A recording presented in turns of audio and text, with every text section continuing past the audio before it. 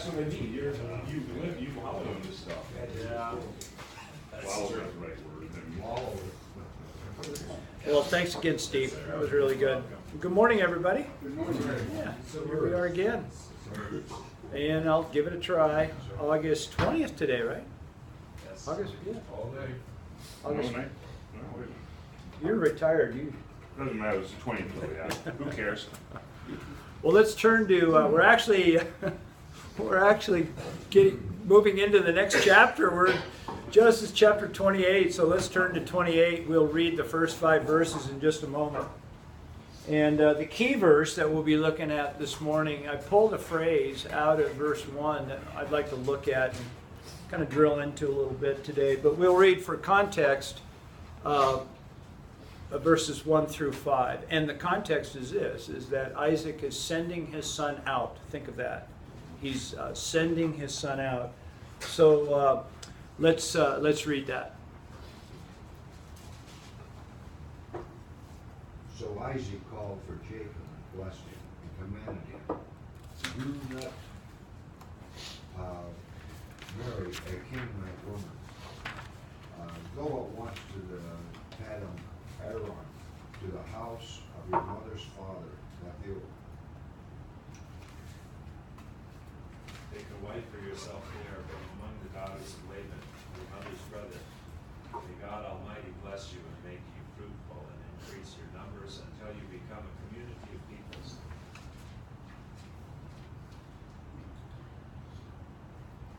May he also give you the blessing of Abraham to you and to your descendants with you, that you may possess the land of your sojournings, which God gave to Abraham.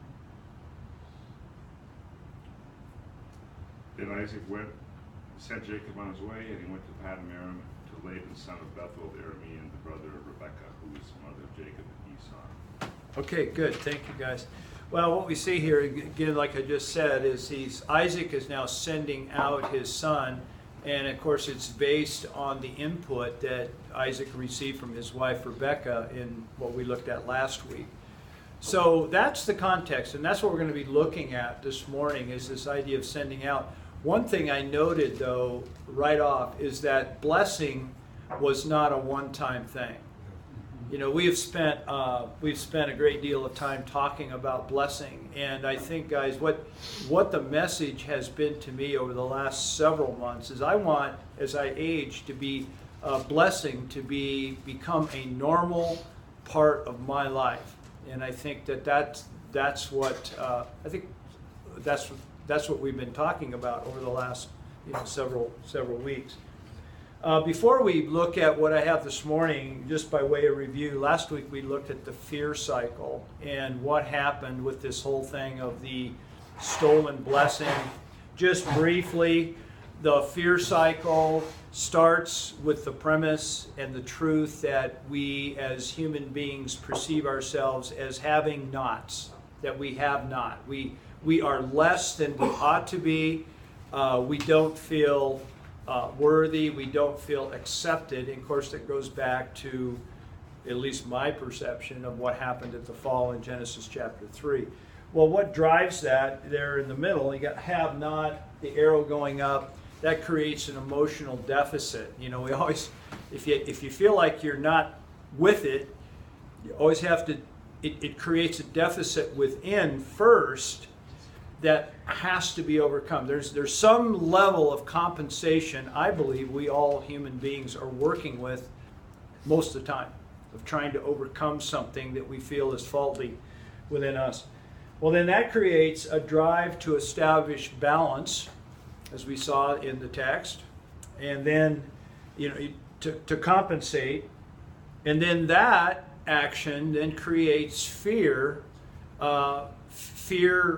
It's fear in the world around us, in our relationships around us. There's a fear result in whatever that context might be. And then, of course, that creates a fear-activated action, and that only leads to more bad stuff. So that's what we talked about last time. But this morning, there are 2 key words. It said, Isaac called his son to him, and he blessed him, and he charged him. And that's really where my mind went this week. He blessed him and he charged him. Now let's talk about that just for a minute. What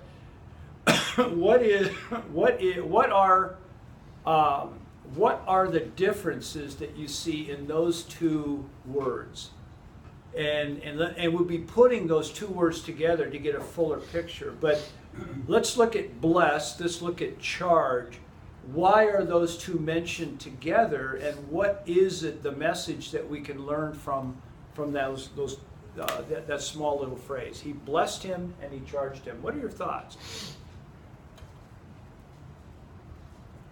Well, my first thought is going back to Abraham, when God drew him out of the pagan nation and charged him to come out and blessed him as he would follow him.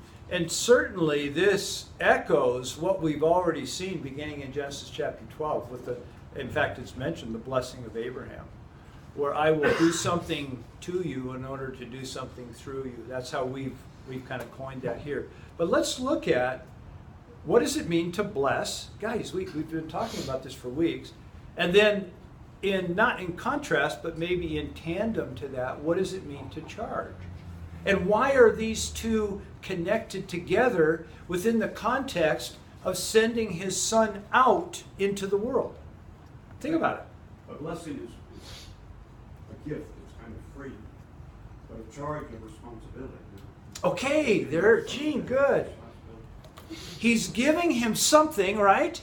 The blessing, like we've talked about, this package. We've talked about blessing in light of a package that actually resides within the recipient for the remainder of their life, and that will has the power to inform decisions from here on out. The blessing, tremendous gift. But then, Gene, what you said, charge, puts a little different addition to it, where now it's a charge. Okay? Other comments? Yes. Well, I think Yeah.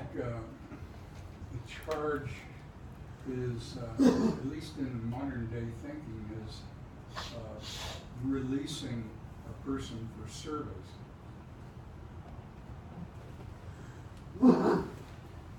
And that's a charge? Well, that's my feeling. Yeah. At least in traditional modern thinking. A release for service? Release for service. Good. Very good. Well, I think a charge is very specific. I mean, the blessing is the general umbrella. He said he charged him, but he charged him with a very specific command. Don't go here and find your wife. I mean, Yeah, so there's a lot. The charge left a lot of open stuff. The charge is, here's your first step. Do this.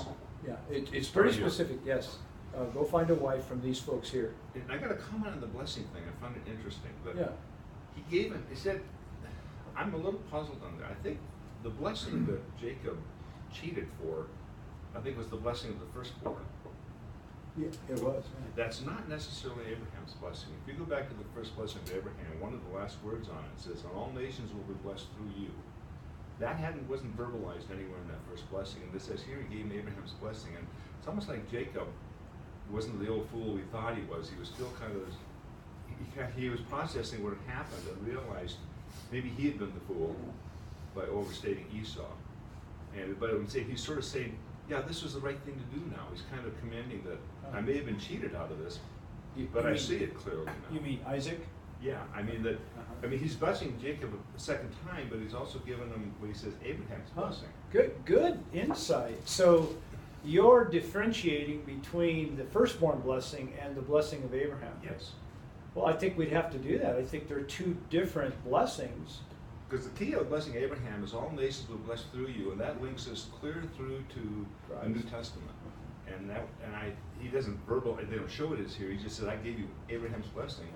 But the bigger picture is, he didn't come back and say, well, you cheated your brother, I guess I have to live with it. It's sort of like he endorsed, it's like somehow his eyes were opened to what was supposed to have happened. I don't know. But Time to move on here. well, time to move on that. Maybe I was wrong. I don't know. I don't either, but it's interesting. Yeah, go ahead, The Jay. interesting thing about that is the blessing of Abraham's seed basically is Jesus Christ himself, the Yes. seed of Abraham. Right. Galatians 3 really deals with it specifically on that. But all nations are blessed through the seed of Abraham, which is Christ. Right. That's how I interpret it. That was what everything looked forward to is Christ. That through Christ, all the nations of the earth will be blessed. That's how God did it, through Christ. Okay, so based on what you guys are saying, and in my thinking, blessing, in a sense, as Gene has brought out, is a gift. It's an empowering. It's the power. It's the basis. It's the basis. Okay, that's the foundation. Think of blessing as basis, foundation, power, substance. These kinds of words. Charge, as also brought out in our comments just now, is very specific and has to do with next steps. Dick called it release for service. There are actions tied with this charge to go out and to do these things. Very specific, not vague whatsoever. Very specific direction. And so that a charge is then connected to blessing. And how do the two connect? How do the two correlate? Why are the two important together? Yeah. Deuteronomy 28 points out all the things that how you will be blessed, plus all the things of how you will be cursed. And as it goes on That's true. through 30, he tells us real simply the simple things that he's given us. Good is a blessing and life. Evil is death. Choose life. I mean, that's all we've ever had in front of us. Choose life, right? Trouble is we keep shooting ourselves in the foot. We don't like the connection because some people, we should like it, but we don't. I mean, I've seen the Lord, I've received His grace, I'm saved, it's grace upon grace, none of my own works. Great, I love that, Art. I don't like to attach any kind of a charge or responsibility to that. But there's a huge responsibility tied to that. To start the kingdom, Jesus calls us, I mean, the letters tell us about grace and mercy and coming. The Gospels tell us about following Jesus. The Gospels have far more of a charge effect in them than Paul's writings. Paul tells us what's happening. And there are chapters of Paul says, at the end it says, behave this way. I mean, there's strings attached, and I don't mean strings of works, but there's expectations. Yeah. And we don't like, and I think we would like to pretend that's not there. Where my mind was going this week was the idea that this context is a father sending his son out. I've said that half dozen times already this morning. The father sending his son out. Okay. And I'd like for us to think about that idea this morning. And I ask, well, how about you? Okay, let's look at, I'd like to spend some time here and rewind your tapes back to when you were going out. You were leaving after college, or going off to college, or off to the military, or leaving home, leaving home for the first time. You may have come back. I don't know. That's more common today. Kids, they go for a while and then they come back and they go for a while. And, are you empty nesters? Well, today, yes. Tomorrow, I don't know. So think about it for a minute, and I'd like to give you 10 points. You got 10 points on a piece of paper.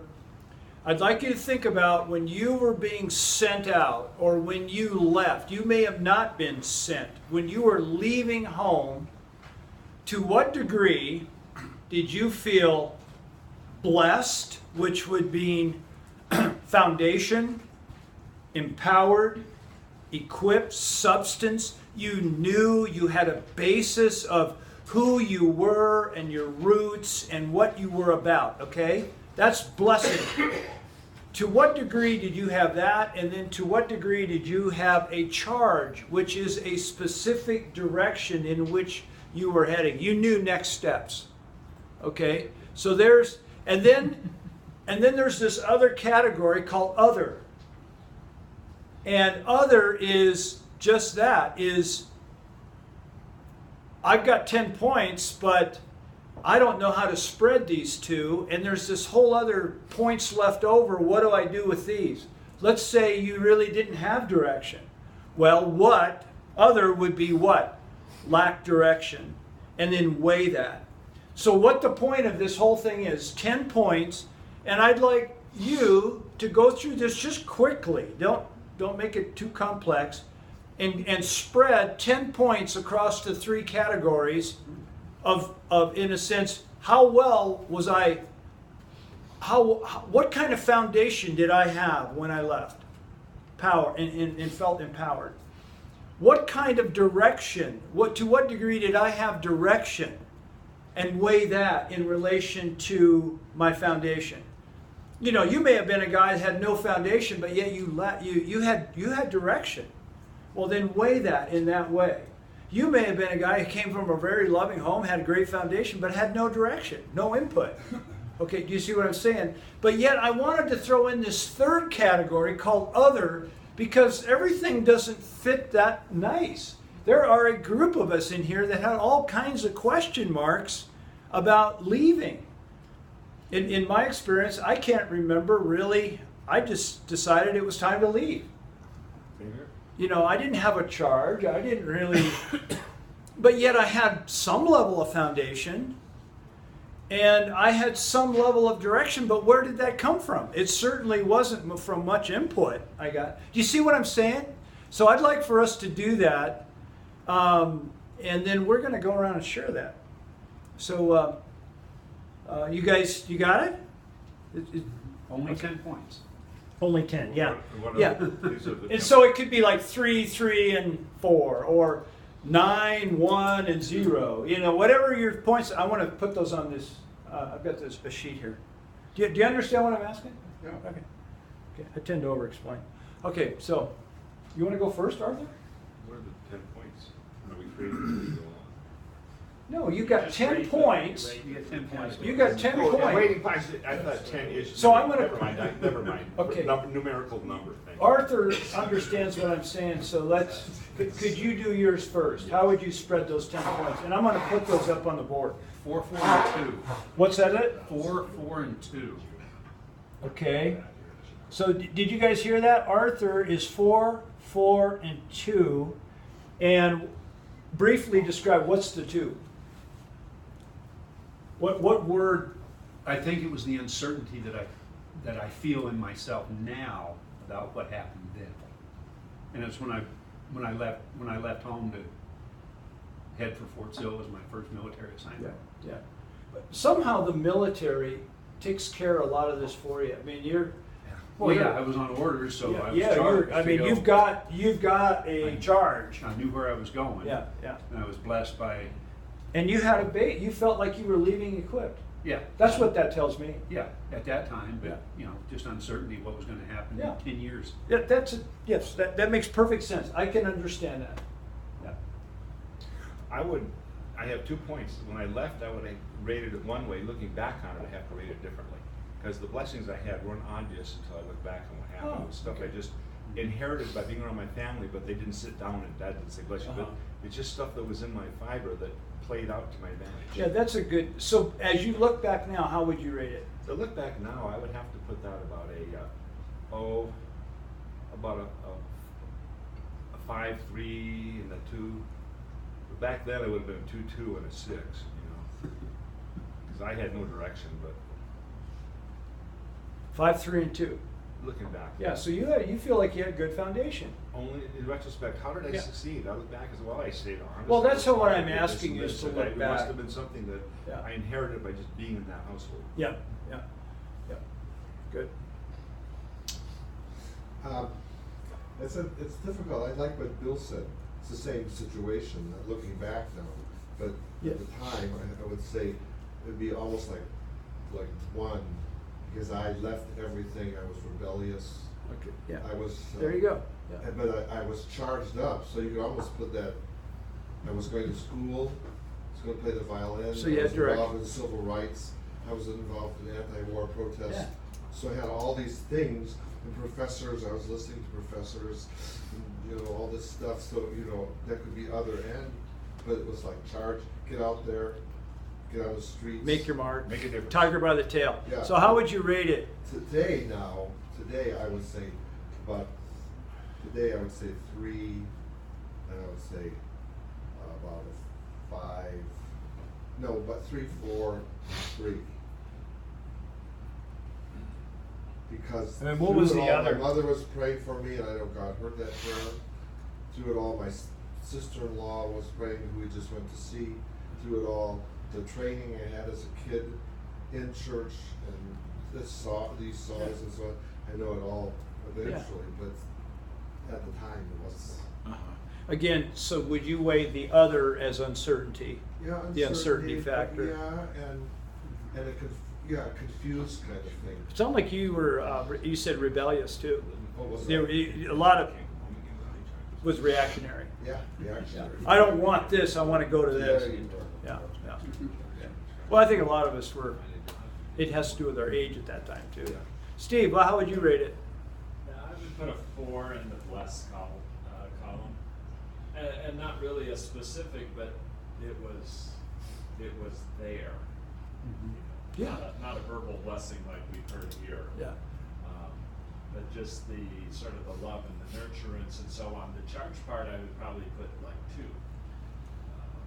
because it was not specific at all. Yeah. And then I would put a 4 under other, just based on sort of what I was given in terms of direction and sort of grounding in the Bible and so on. That was, Call that the prevailing winds. The prevailing winds. Just because you just happen to be there. Yeah. The winds blow you there.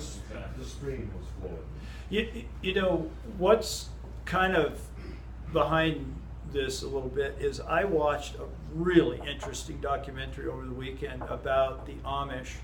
It was a PBS, I got it off Netflix, and it's called the Shunned. And they've got this whole thing. If you don't measure up to the rules, you go into this situation where you're shunned.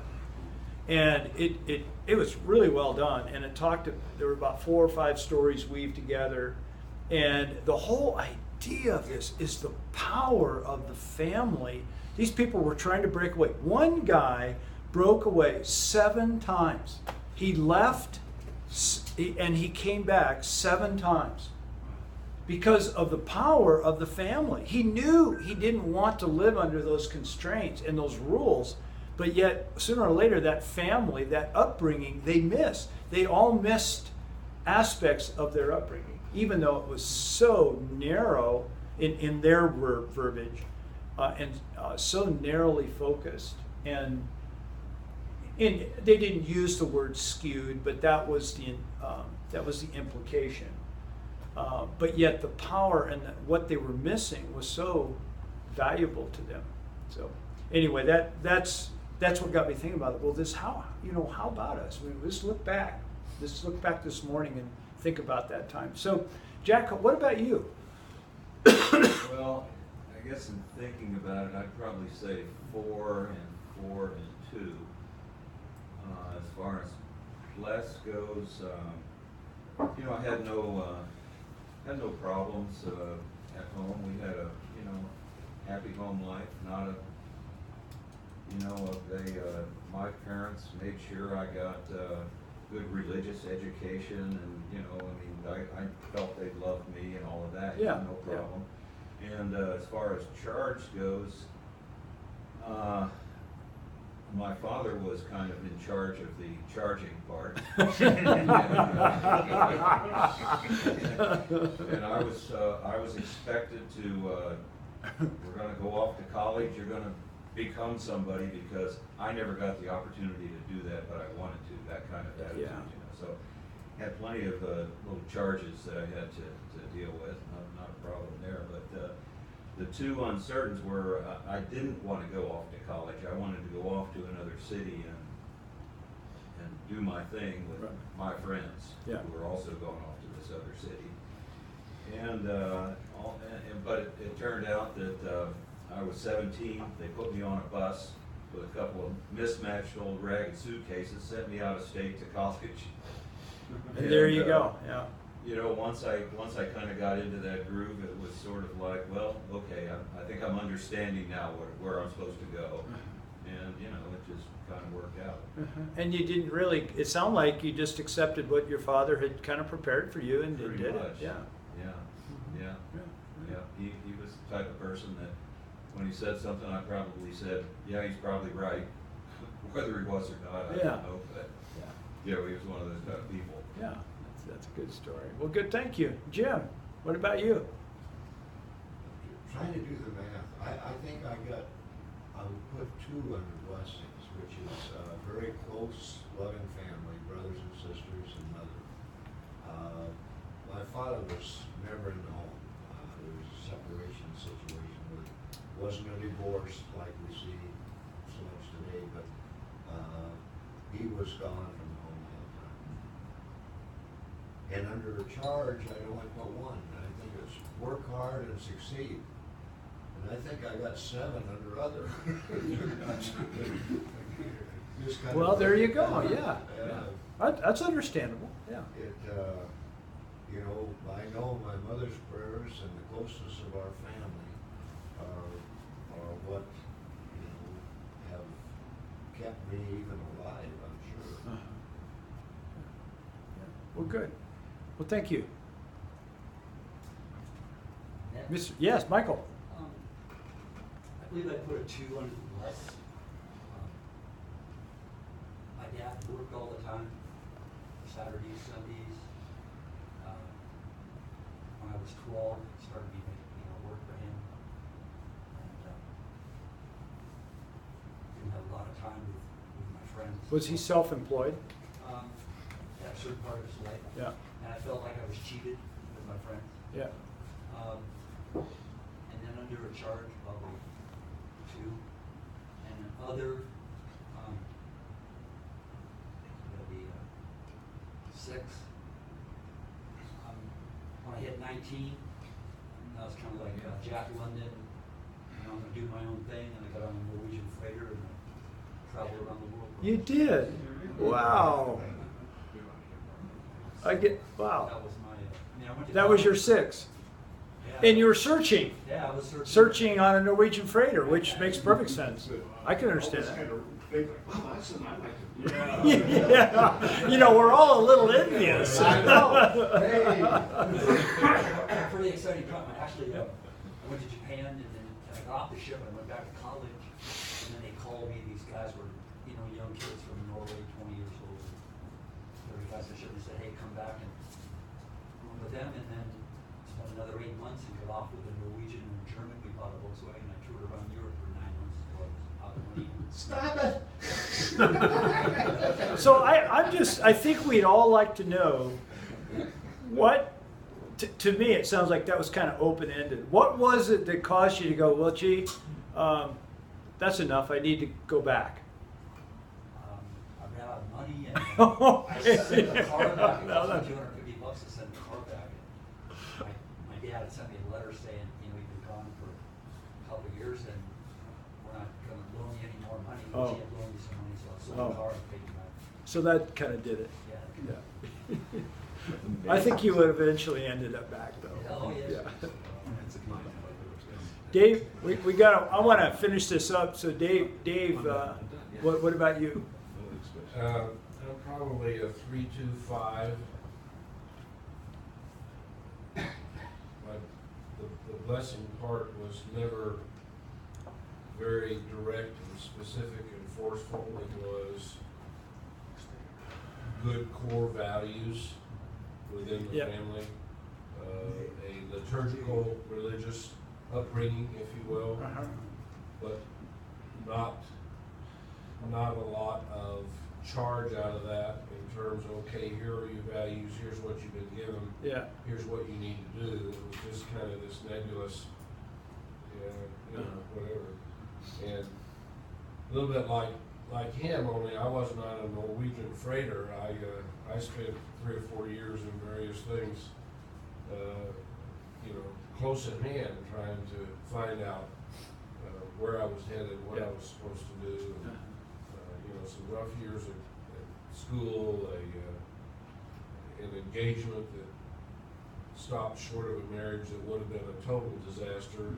I look back on it, and I see the Lord's hand, Yeah. patently obvious in that. So a lot of lack of specifics for me, because I didn't have the close spiritual walk then. I didn't know, I didn't understand where to go to get my answers. And I think that's common. Yeah. I just changed my mind. I think rather than trying to push through it here, it's 7:30. I think what we'll do is just stop here with Dave. And, those of you who come back next week, we'll open up with, I'll try to remember, if you can't be here, that's fine. But let's pick it up, because I think it would be fun to just go a little bit longer on this. And then once we get the data, to look at it and see what we're seeing. So, yeah. When you're done, I'm curious, a question we're done, how frame this by people who grew up under the draft and who didn't come out of school under the draft. Because that made a huge issue on your decision-making process. Yeah, it did.